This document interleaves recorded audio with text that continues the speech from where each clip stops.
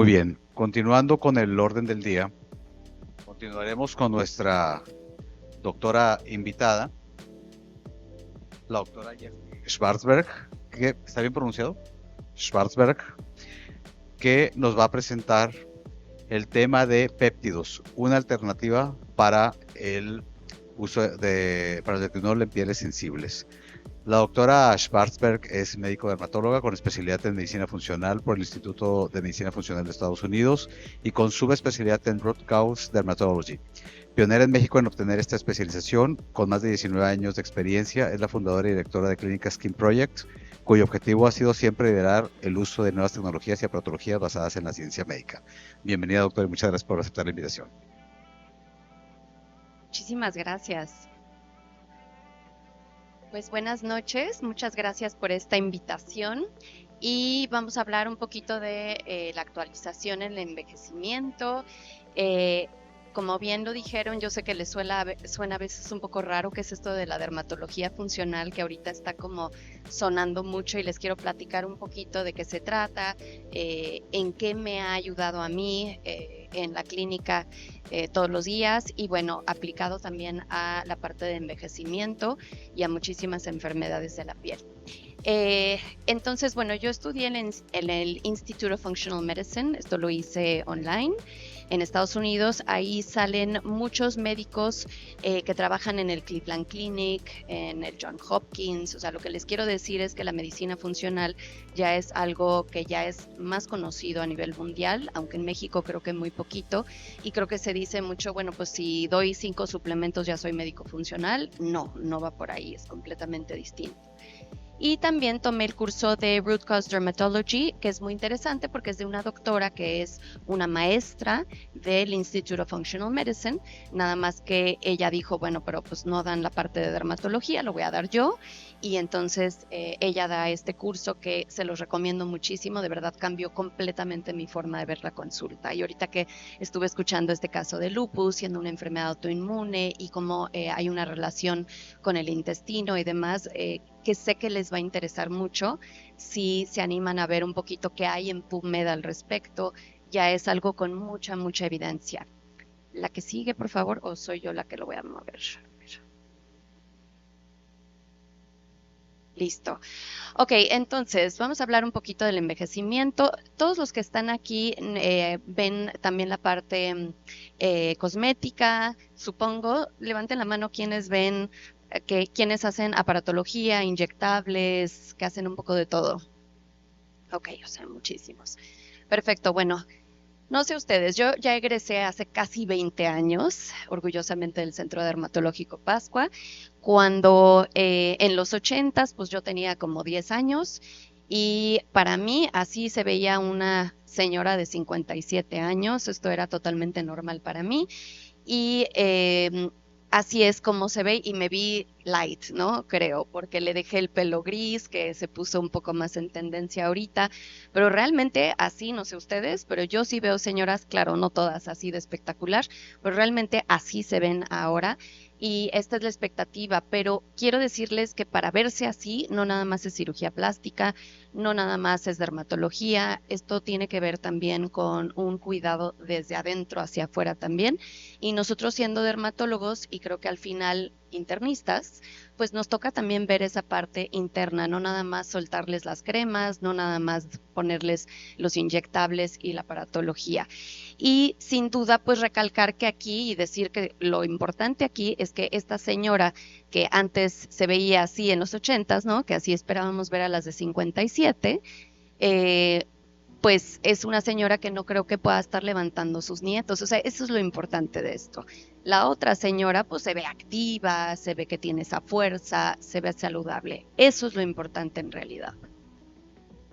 Pero bueno, a todas las edades se está buscando envejecer bonito, ¿no? No tenemos que ser de edad madura.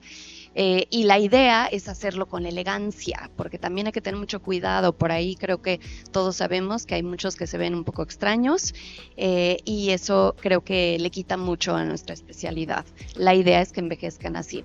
Esto es una paciente mía, porque pues basta un poco de las celebridades. Todos hemos visto esas caras espectaculares que evidentemente hacen todo y tienen un séquito detrás. Esta es una paciente mía que está en sus 50, que llega conmigo y me dice, pues nada más quiero envejecer bonito. A mí me encanta cuando me dicen eso y un poco me dan carta así de, pues haz lo que quieras, ¿qué piensas que debiera de hacer? Y en su foto de después, de hecho, si se fijan, pues tiene menos asimetrías, tiene menos sombras, tiene muchos cambios lindos, inclusive en el cuello, pero sigue siendo ella. Eso para mí es súper, súper importante. Pero no solo eso, esta paciente se trató 360 grados, es decir, revisamos cómo está su metabolismo, cómo están sus hormonas, cómo está desde el intestino, o sea, invirtió en una cuestión 360 grados, no nada más son inyectables, no nada más es aparatología. Recordemos esa frase clásica, ¿no? Salud es belleza, y es cierto, hay que regresar a eso. Esta es una paciente mía que es maratonista, también en sus 50, y bueno, pues la oxidación se llega a notar, ¿no? Y no porque no sea una chica que se cuida muchísimo, sino porque pues la oxidación del ejercicio, inclusive en exceso, puede provocar este tipo de estragos en la piel. Esto es una paciente también en sus 50, escogí 50 yo creo que porque estoy a punto yo, y ella tuvo una cirugía recién que le quitaron una oforectomía total, le quitaron los 2 ovarios y me dijo, doctora, ¿qué puedo hacer? Porque me siento que me convertí en una anciana en 2 minutos, ¿no? Y me siento mal cuando me veo y demás. Entonces, pues sí, claro, ahí tiene 7 jeringas de relleno, no voy a decir que no, pero también hicimos muchas otras cosas a nivel emocional, a nivel salud en general. Entonces, de repente cuando uno ve la definición del envejecimiento, como que suena feo, ¿no? Suena a enfermedad como tal. La OMS dice, es el resultado de la acumulación de una gran variedad de daños moleculares y celulares a lo largo del tiempo, lo que lleva a un descenso gradual de las capacidades físicas y mentales, a un mayor riesgo de enfermedad y en última instancia la muerte. Dice uno, caray, eso suena terrible. Pero el envejecimiento es una enfermedad, en realidad, caray, se le parece bastante si vemos esta definición. Pero yo me acuerdo cuando yo estaba embarazada de gemelos y sí me sentía como que, y me veía tal vez un poco enferma, pero no estaba discapacitada ni estaba enferma. Y no tenía derecho a estacionarme en donde van los discapacitados porque no estaba enferma. Es un momento de mi vida, nada más. Entonces, ¿qué pasa si podemos minimizar esta acumulación de daños? La genética importa. Yo les diría, yo estudié, les decía, medicina ya hace 25 años, salí de Derma hace casi 20, y yo me acuerdo que cuando yo salí de medicina, el gran tema era la genética, ¿no? El programa del genoma humano. No sé si se acuerdan los que son un poco más de mi edad, y todos creíamos que iba a ser un éxito rotundo y que íbamos a poder tratar a la gente desde su genética. Y desde mi punto de vista, aunque sí se aprendió mucho, fue un fracaso rotundo, porque se dieron cuenta que en realidad el estilo de vida tenía muchísimo más que ver. Los últimos artículos en longevidad, porque ahora hay especialistas en longevidad, están hablando de que ya nada más en un 10%, antes hablábamos de un 20%, ahora hablamos de un 10%, es mínimo realmente. Entonces, qué delicia saber que no somos víctimas de nuestra genética y que hay mucho que podemos hacer. A mí me encanta esta frase, ¿no? La genética le pone la bala a la pistola, pero hay que jalarle el gatillo con el estilo de vida. Entonces, bueno, creo que ustedes como dermas saben perfectamente cuál es el exposoma. Son muchísimos más, aquí les pongo algunos, y cuenta muchísimo más de lo que ustedes pueden creer en todas las enfermedades, y vamos a incluir ahí al envejecimiento. Pero yo veo que muy poca gente lo habla en la consulta, muy poca gente le pregunta a sus pacientes cómo comen, cómo duermen, cómo van al baño. Al final somos internistas y creo que sí toca preguntar de todo esto porque afecta inevitablemente a la piel. Esta diapositiva me pareció muy interesante enseñarles la diferencia, y cuando lo pones así, Dices, híjole, el humano citadino versus el humano de tribu, que ya son poquitos los que andan en taparrabos, pero si ustedes los comparan, nos comparamos, vean la diferencia desde que nacemos, realmente es gigantesco. Y esto tiene mucho que ver con los estudios de longevidad. Entonces, si nosotros nacemos por cesárea versus si nacemos por parto vaginal, ahora hay estudios que dicen que cuando el bebé tiene contacto con la flora vaginal, va a inhalar y va a comer literalmente la flora vaginal que va a formar parte de su microbiota. Entonces, no las vamos a perder si es por cesárea. Aunque suene así asqueroso, realmente sí es algo importante. Luego el humano citadino, pues casi todo mundo por fórmula y pues ni modo, yo lo hice también porque quería regresar a trabajar, pero sí tiene mucho que ver con cómo va a crecer ese niño y las enfermedades que va a padecer a futuro y por supuesto de la piel que va a tener. El humano citadino tiene una dieta bajo en fibra, vamos siguiendo con el estilo de vida que van teniendo desde que nacemos y entonces pues dale al niño el nugget, dale chance de comer todo el azúcar que quiera, pues es un niño y pues los humanos de tribu pues quizá no, porque pues no lo hay, entonces comen lo que cazan y lo que pues crece en los árboles, ¿no? Entonces es alta en fibra, antiinflamatoria. Luego llega el kinder y, oh sorpresa, los niños todos llegan mocosos y todos están enfermos. Y ahora vienen los antibióticos, acabar de tronar otro poquito más la flora que de por sí viene dañada. Y luego no nos sorprenda que llegan con acné, ¿no? Llegan totalmente predispuestos en ese momento de su vida a tener acné, que es una enfermedad inflamatoria crónica, ¿no? Y tienen todo para padecerlo, que hoy día, no sé si han revisado, pero la microbiota está totalmente evidenciado que hay a través de este eje intestino-piel, hay una relación y no le estamos poniendo atención y luego para colmo les damos antibióticos en el acné. Yo no digo que no se puede dar antibióticos en el acné, es útil, yo sé que tiene un efecto antiinflamatorio, pero a veces creo que hay que considerar también lo que estamos provocando a su vez.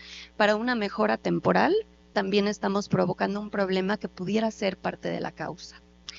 Y luego viene, claro, obesidad, resistencia a la insulina, síndrome de ovario poliquístico, no sé ustedes, pero yo estoy al tope de consulta con este tipo de enfermedades. Más que nunca, no sé si porque se está diagnosticando o porque realmente lo padecemos más, pero todas las vías de inflamación que nos llevan a el acné, nos llevan a todas las otras enfermedades a su vez.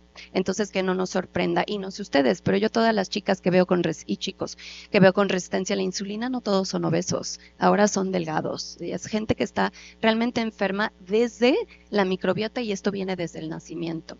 Y diabéticos, y les decía, enfermedades autoinmunes, cosa que si se fijan en los artículos, yo no lo inventé, en los artículos en donde van investigadores a estos lugares del mundo donde son muy longevos, donde viven otro estilo de vida, no saben qué es el acné. No han visto un comedón, una pápula, una pústula. Entonces, esto de normalizar el acné es preocupante y ya hay demasiada evidencia para decir esto no es así. Pero entonces, ¿cómo envejecemos? Creo que ustedes lo saben, somos nosotros los expertos en ello. Y bueno, pues la expectativa ya en México, pues desde 78 años, es considerable. Entonces, ¿cómo vamos a envejecer? ¿Cómo vamos a llegar? Porque una cosa es que el número sea este y otra cosa es cómo nos sentimos cuando llegamos a esa edad. Creo que hemos logrado con muchos medicamentos un poco, pues sí, llegar a esa edad, pero cómo llegamos y cómo nos sentimos y cuántas enfermedades y cuántos medicamentos tomamos al llegar. Entonces, nos envejecemos desde a nivel celular, incluyendo piel, pues por todos lados es igual. Es oxidación, es glicación y la vía final, inflamación. Entonces, esta foto que me encanta que salió en el Time hace tiempo, que es de un chofer, que pues claro, del lado que tuvo exposición solar, evidentemente se envejeció muchísimo más prematuramente.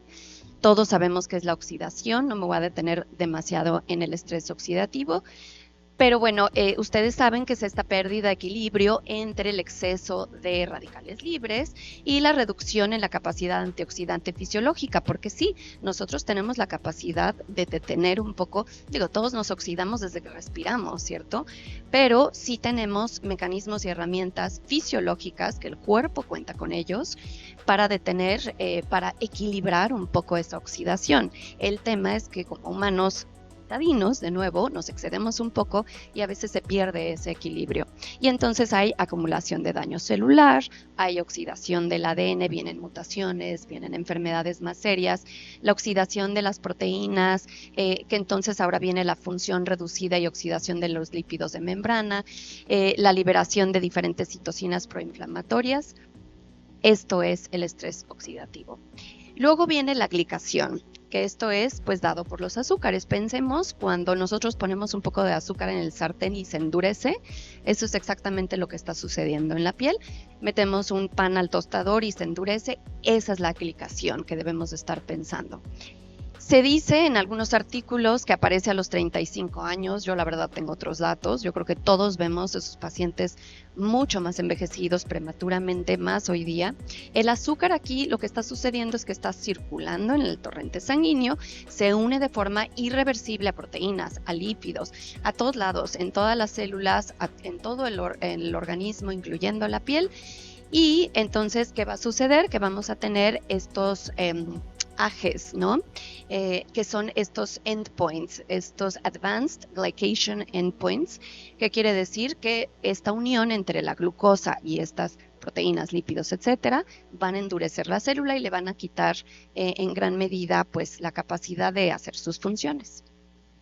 Y luego están los fibroblastos senescentes. Ahorita esto de las células senescentes es todo lo que se está hablando en lo más nuevo, lo más reciente en medicina de longevidad. Sabemos que los fibroblastos son responsables de generar la matriz extracelular, pero en el envejecimiento pues se observan, al igual que cualquier otra célula en el cuerpo, se observan senescentes. Y eso quiere decir que no son replicantes, que presentan acortamiento en los telómeros, están envejecidos, tienen disfunción mitocondrial y detención del ciclo celular. Y secretan muchas citocinas, uno diría ya que hagan apoptosis, que se vayan, que se mueran y que se salgan, pero lo que hacen es que conducen a la destrucción de los componentes de la matriz extracelular, porque ahí están nada más inflamando. Y bueno, pues entonces acabamos en inflammaging, ¿no? Que creo que todos ya conocemos este término, que finalmente no es otra cosa que la inflamación que sucede por todo esto que acabamos de comentar. Entonces, bueno, es la vía final de todos los mecanismos del envejecimiento. Y hay que pensar en que el envejecimiento, bueno, actualmente hay estudios, no sé si sabían, pero hay estudios que se hacen para ver cuál es la diferencia entre tu edad cronológica y la biológica, porque sí puede haber una diferencia muy, muy grande. Y el envejecimiento, aún como dermatólogos, tenemos que pensar hormonal, metabólico, psicológico. Si realmente queremos que los pacientes se vean como quieren verse, pues tenemos que considerarlo todo. Y si van al doctor y no a la spa de la esquina, pues tenemos que estar pensando en todo esto también. Entonces, ¿qué estudios de laboratorio pido yo, por ejemplo? Aquí yo estoy poniendo mi granito de arena de decirles qué es lo que solicito yo. No dije que esto se ve en un artículo, ni mucho menos. Yo sí pido estudios exhaustivos. Primero que nada, soy médico internista, dermatóloga, sé tratar muchas de estas enfermedades que pueden aparecer si yo empiezo a revisar todo esto, pero todo esto en el momento que esté alterado o esté subóptimo, porque acuérdense que una cosa es no estar enfermo y otro es estar óptimo. Todo esto, si yo lo analizo, a lo mejor tengo que referir a los pacientes a otro doctor, a lo mejor algunas cosas las puedo tratar yo, pero yo incluyo este tipo de estudios tanto en las mujeres como en los hombres que quieren el envejecimiento bonito, pues, como lo dicen ellos. Y si se fijan, al final el GI Map, que es un estudio de microbiota, que ahorita les voy a explicar un poquito más de esto porque sé que es algo muy novedoso, sé que casi nadie lo maneja en México, y esto fue gran parte de mi curso en Estados Unidos. Entonces, de lo que se habla mucho es cuál es la diferencia entre valores convencionales y funcionales. No es otra cosa más que de decir, a ver, Sí es cierto que a partir de 99-100, de acuerdo a un estudio de laboratorio, podríamos decir, pues ya se está viendo una resistencia a la insulina, ¿no? Ahí ya se ve mal. Pero ¿por qué en un paciente de 98 no le hacemos nada o no le recomendamos nada o no le damos aunque sea una dieta o oye, ¿cómo duerme? Es que lo que estamos buscando es la optimización del ser humano y si lo queremos ver físicamente, también internamente tiene que estar. Entonces hay que considerar también qué niveles queremos. Yo me puse a investigar un poco no sé si ustedes alguna vez se habían preguntado, ¿quién puso los rangos? O sea, ¿de dónde sacamos los rangos de qué es normal y qué no es normal? Y me encontré con muchas teorías de conspiración, no sé hasta dónde sea real, pero se habla mucho de que esto tiene que ver con las aseguradoras, que en su momento agarraron población general, ni siquiera lo dividieron en población sana y población enferma, agarraron población general y dijeron, estos son los rangos. Y me pareció muy interesante también saber que también se hablaba que lo que ellos querían era no pagar hasta que de veras estuvieran enfermos, que creo que es un poco cortoplacista esa mentalidad, pero se los dejo como de tarea de pensar, bueno, ¿y por qué? ¿No? ¿En qué momento vamos a empezar a tratar a los pacientes? ¿Ya que están enfermos, obesos? ¿O desde que llegan con acné y vamos a empezar a hablar de esa vía de inflamación, del mTOR y todo lo que ustedes saben, desde antes? ¿Por qué el GI Map? El GI Map les quiero platicar que es un estudio en donde lo que vamos a hacer es revisar toda la microbiota intestinal, desde los bichos buenos y bichos malos burdamente. Vamos a ver bacterias, hongos, parásitos, virus, todos los sobrecrecimientos que pudieran haber bacterianos, del que ustedes gusten y manden, que están generando citocinas proinflamatorias. No estoy hablando de una causalidad directa, estoy hablando de que esto inflama el organismo y si el organismo está inflamado, entonces el organismo pues está más enfermo y se va a enfermar peor de lo que ya padece, ¿no? Si fuera acné, si fuera de envejecimiento prematuro, de lo que fuera.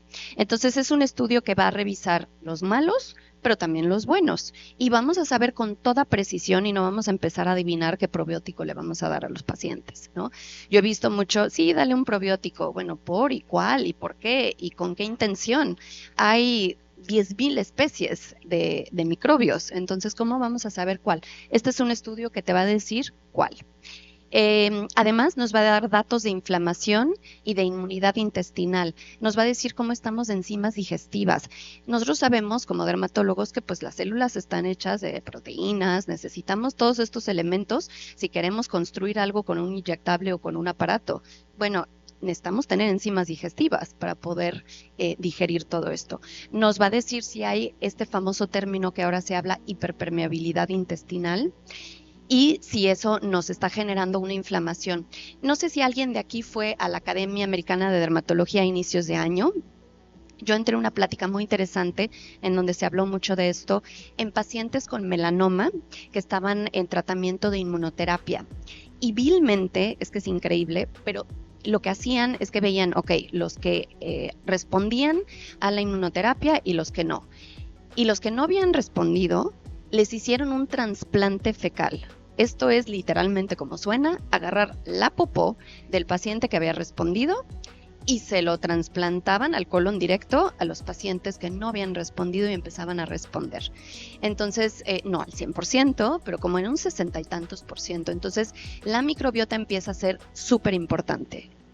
Y este es el tipo de información que nos da este tipo de estudio. Lo importante es no adivinar, realmente tener un estudio en donde podemos entenderlo. Y esto es lo de la permeabilidad intestinal. Quiero darles un ejemplo rápidamente. Piensen ustedes en un paciente que pudiera ser cualquiera de nosotros, que se toma un Losec, por ejemplo, ¿no? Porque tenemos gastritis. Pero entonces alcalinizamos el estómago, ¿no? O sea, en el momento corto plazo, el medicamento me ayuda a no sentirme mal, pero alcalinizamos el estómago y durante periodos muy largos. Hay gente que lo toma por años. ¿Qué sucede en un estómago alcalino? El estómago está hecho a propósito, a ser ácido igual que la piel, a propósito para precisamente defendernos de muchos microbios. Simplemente tragamos 2 litros de saliva al día, ya ni digamos los tacos de la esquina, ¿no? Entonces entran todos estos microorganismos. Y si entran a un medio alcalino, ¿qué va a pasar? En vez de quemarse en el estómago, tienen pase directo y ahora tenemos microbios en el intestino delgado y en el grueso, dañando la pared intestinal, que esto es lo que ustedes están viendo aquí. Y entonces, claro, esto puede suceder no solo por el OSTEC, sino antibióticos, anticonceptivos y el estilo de vida del que ya hablamos, el estrés, el no dormir, etcétera. Todas estas cosas generan este daño a la pared intestinal. Y entonces empiezan a pasar estos microbios que no tienen nada que hacer ahí y despiertan inflamación, inmunidad, autoinmunidad. Se está hablando que de ahí viene la enfermedad de Hashimoto, el error, porque pasó algún bichillo por ahí que se parecía mucho a la tiroide, entre muchas otras enfermedades que nosotros vemos. Entonces tenemos que hacer conciencia a esto que está pasando. Actualmente hay, entiendo que desde a partir del 1990 hasta 2020 me parece, porque ahí chequé, pero no me acuerdo del dato exacto, habían más de 50,000 artículos en PubMed del tema. Entonces, no podemos ya decir que esto no tiene evidencia científica. Bueno, regresando al tema, ¿cuáles son las manifestaciones clínicas que nosotros vemos? Esta foto se los presento porque llegó esta paciente a mi consulta el otro día y me dice, tengo 48 y me quedé muy impactada, es la misma edad que tengo yo, ¿no? Y dice uno, pues, ¿qué? O sea, no puedo nada más inyectarla, no puedo nada más, tengo que entender qué padece ella, por qué se ve así. Cuando tiene mi misma edad, no tendría por qué verse así, claro, padece de lupus, ¿verdad? A propósito de lo que acabamos de platicar, realmente solo tiene afectación articular, pero una persona enferma con inflamación, claro que se va a reflejar en su forma de envejecer. Bueno, algunas alteraciones epidérmicas del envejecimiento, ustedes saben y seguro han escuchado de la reducción en el grosor. Siempre me parece interesante, yo soy como curiosita, entonces cuando dicen reducción del grosor de un 10 a 50%, y dice, bueno, es una diferencia gigantesca, ¿no? ¿Por qué unos 10? ¿Por qué unos 50? Por el estilo de vida, por la calidad de alimentos, por cómo vivimos y obviamente el exposoma en general. Hay una disminución en la velocidad y capacidad de renovación y diferenciación celular, hay una alteración en la síntesis lipídica, hay un aplanamiento en la unión dermoepidérmica, hay una alteración en la barrera cutánea que se vuelve entonces permeable. Esto la saqué de un libro de dermatología. Ya hay el término piel permeable también. Se pierde agua fácilmente, todos lo sabemos. Hay mayor fragilidad y mayor susceptibilidad a daños ambientales. Aquí debería de decir dérmicas. A nivel dérmico, pues bueno, vamos a tener reducción en el número de fibroblastos, deterioro, lo que decíamos, la senescencia de los fibroblastos, va a disminuir la síntesis entonces de todos los componentes de la matriz extracelular, vamos a tener una reducción en el número de de la función de los apéndices cutáneos, un deterioro en las estructuras dérmicas, adelgazamiento de la dermis, reducción de la resistencia y la elasticidad de la piel. Esto creo que esto sí no es novedad, ¿no? Y bueno, la piel sensible, a propósito de ciertos productos que hay en su bolsita cuando llegaron, piel sensible y envejecimiento. La piel sensible ya lo estamos viendo cada vez más. También eso dan ganas de preguntar por qué, ¿no? ¿En qué estamos en contacto? ¿Qué entra en contacto con nuestra piel? ¿Qué entra en contacto con nuestro organismo que luego toca nuestra piel? Pero ya cada vez tenemos más pacientes con quejas subjetivas, ¿no? De ardor, quemazón, tirantez y sin hallazgos necesariamente de dermatitis, algunos de ellos. Esto se desencadena por estímulos físicos, esto es lo que está descrito, químicos, psicológicos y hormonales. Hay una alteración clara en la barrera cutánea, hay un deterioro en los lípidos intercelulares, hay inflamación, por supuesto, y pues son los pacientes que están pues más propensos al envejecimiento prematuro, evidentemente. Entonces, ¿cuáles son los objetivos del cuidado de la piel en el envejecimiento? Bueno, pues estabilizar e invertir todos estos hechos evidenciados que acabamos de comentar. Reforzar, por supuesto, la barrera cutánea, reducir la oxidación, prevenir y reducir la glicación. Tenemos que estar pensando por dónde le podemos ayudar a estos pacientes, tanto a nivel tópico como a nivel sistémico. Reducir la degradación de los constituyentes de la matriz extracelular y estimular la producción de los constituyentes estructurales que ustedes ya conocen.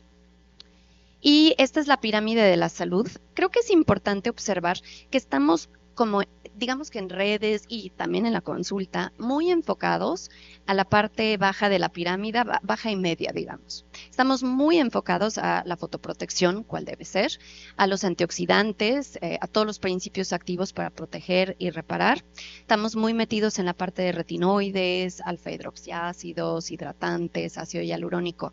Pero me ha llamado mucho la atención que poco se habla de los péptidos, que ya tiene un rato en el mercado y que cada vez los están mejorando. Los péptidos tienen acciones muy interesantes que pueden llegar a ser equivalentes inclusive al efecto de un retinol, y no se habla mucho, y quisiera invitarlos a uno, pues revisar, ahorita vamos a hablar un poquito de los péptidos, de todas las opciones que hay de péptidos, y de hablarles a los pacientes de algo diferente, porque creo que en redes nos están matando los influencers que hablan demasiado de lo mismo, y luego parece que nosotros somos los influencers porque hablamos de los mismos ingredientes. Entonces hay muchos otros ingredientes que les falta a lo mejor ser un poco más sexy, que no hablamos de ellos tanto, que son los péptidos, los factores de crecimiento y las células madre. Bueno, algunos ingredientes antiedad que ustedes van a observar en su bolsita son los péptidos purificados con acción procolágeno y antioxidante. Tienen muchos efectos. También podríamos ya empezar a hablar de otros tipos de antioxidantes. Yo creo que nada más hablamos de los mismos, ¿no? Siempre los mismos nombres, la vitamina C, el ferúlico, no sé, la niacinamida, siempre es lo mismo. Empezar a hablar del Edelweiss, que también es una planta muy interesante. El extracto de Oryza sativa, que tiene acción blanqueadora y antiinflamatoria. El pantenol, la provitamina B5, que ya la conocemos, la niacinamida también. Y todos estos se pueden utilizar en tipos de piel que son inclusive sensibles. Entonces, los péptidos son básicamente una cadena corta de aminoácidos. O sea, es básicamente lo mismo que una proteína, nada más que cortita. Se encuentra en forma natural en el cuerpo y tiene muchísimas funciones. Seguro han escuchado de los péptidos antimicrobianos, péptidos que sirven para comunicación celular. Bueno, el péptido más conocido pero sistémico en el mundo es la insulina. O sea, péptido es parte de nosotros. Modulan la regulación de las proteínas, regulan la proliferación y la migración celular, tienen que ver también con la regulación de la inflamación, angiogénesis, melanogénesis, podríamos hablar por horas. Este es uno en específico que ustedes seguramente van a probar después, que se llama el glucopéptido HRGP, que es la glicoproteína rica en histidina derivada de la soya. Este inhibe estas enzimas que van a, digamos, degradar la superóxido de dismutasa, que no va a permitir que ejerza su acción. Inhiben las metaloproteinasas, estimulan el hialuronato sintasa 2 y la síntesis de colágeno. Entonces, estamos pensando como algo tipo retinol o los ingredientes que conocemos más. Activan el metabolismo dérmico, aumentan la síntesis de glicosaminoglicanos y por ende tiene un efecto retinol-like. No todos los pacientes toleran retinoles, a veces queremos como un poco obligarlos y realmente hay pacientes que nunca lo van a tolerar, los pacientes sensibles, etcétera, pero aunque no fueran sensibles, es otro ingrediente más que podemos utilizar. El Edelweiss, que les decía que es una flor silvestre, crece en los Alpes suizos, tiene una acción antioxidante y antiglicante, que esto es interesante, doble acción. No nos debemos de olvidar del efecto antiglicante. Protege muchas estructuras epidérmicas como es la filagrina y dérmicas como el colágeno. Es un antiinflamatorio, mejora, lo van a ver con el producto, mejora arrugas periorbitales, da elasticidad cutánea, densidad dérmica y grosor de piel.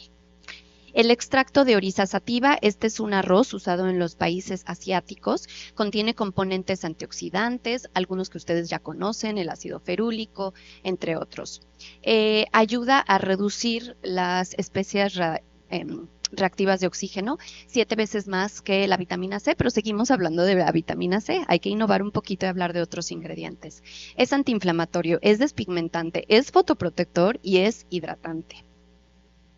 Y bueno, aquí algunos ingredientes un poco más conocidos que también están ahí, que tienen efecto calmante, hidratante, estimulan la proliferación celular, es antiinflamatorio, aumenta la producción de colágeno, mejora todas estas líneas de expresión y otros signos que vemos de envejecimiento, y en este caso también hay que cuidar porque la niacinamida en algunos pacientes es irritante, en este caso no lo fue. Y bueno, con esto concluyo. Quisiera saber si hay alguna pregunta, algo que quisieran saber al respecto.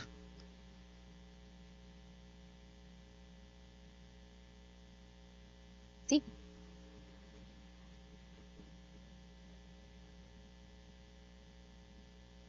Han cambiado mucho los conceptos de dieta, de ejercicio, de estilo de vida, todo eso ha cambiado.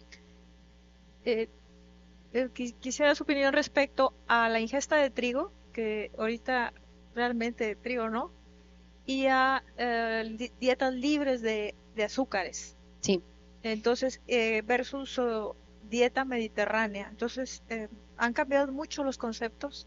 Incluso hay libros, tratados, hay muchas cosas que dicen no comas azúcar, se eleva la insulina, el trigo no cambia la flora. Entonces, bueno, preguntarle acerca de esto. Gracias. Ok, muchas gracias. Me encanta esta pregunta porque efectivamente cuando nosotros vemos con los nutriólogos clásicos de toda la vida, realmente muchos se quedaron en el pasado y no han cambiado esto que usted comenta, y creo que sí es súper importante. Sabemos que el gluten, por supuesto, el lácteo, que antes era, ay, sí, dale al niño mucha leche porque necesita calcio. No, ahora sabemos que no. Entonces, el lácteo, el gluten, el azúcar y los procesados, digamos que son los grandes malos.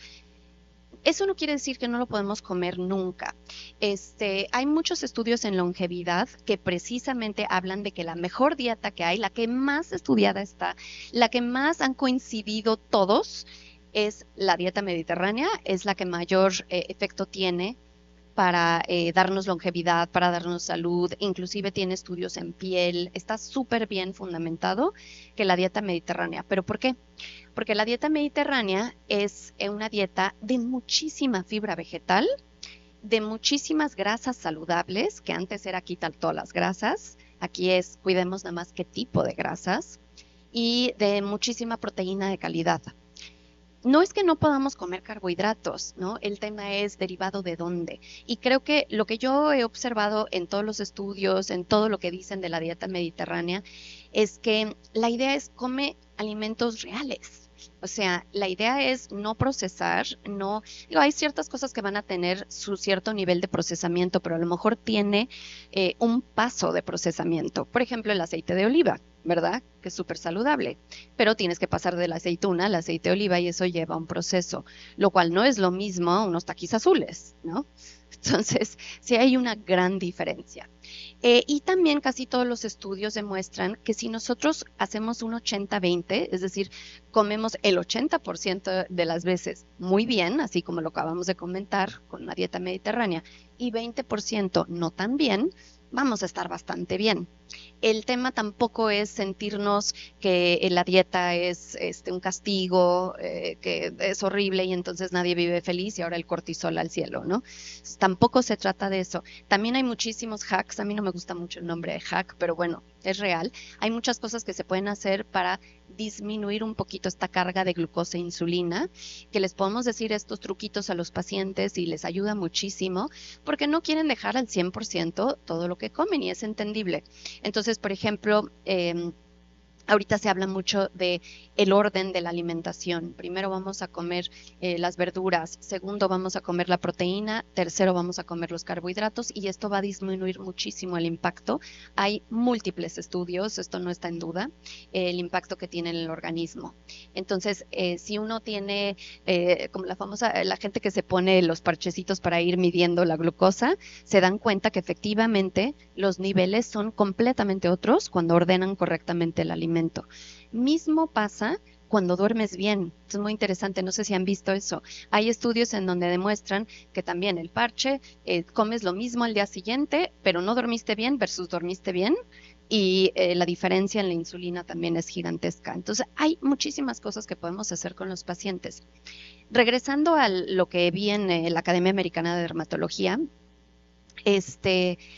hay varios estudios en donde demostraron que el simple hecho de pedirles a los pacientes con melanoma que comieran una dieta más alta en fibra mejoraba su pronóstico con respecto a el tratamiento con inmunoterapia. O sea, hay muchas cosas por hacer que a veces les damos muy poca importancia, siento yo. En mi consulta, yo, por ejemplo, a los pacientes que tienen acné, sí hablo con ellos de la dieta y viene como parte de mi receta. Abajo viene evitar o minimizar tal, tal, tal, tal, maximizar, porque no nada más se trata de decir que no comer, sino que sí comer.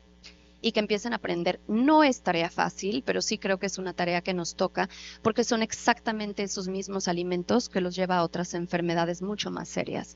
Y nosotros como dermatólogos, yo siempre dije, si escribo algún día un libro, quiero escribir que los dermatólogos podemos salvar más vidas que los cardiólogos, porque tenemos la oportunidad desde que son chiquititos en impactar en estos malos hábitos. Gracias. Creo que la idea es un poquito como involucrarnos más con el paciente, inclusive al paciente que va a toxina botulínica.